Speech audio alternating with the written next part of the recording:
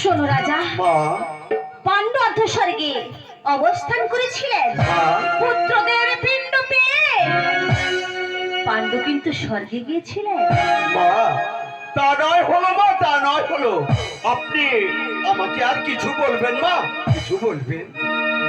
তবে বলছি শোনো রাজা, তবে বলছি শোনো। বলুন বলুন মা বলুন। এই সগররা জানো কথা শোনি পারগো সেই সাগররা কথা বলুন।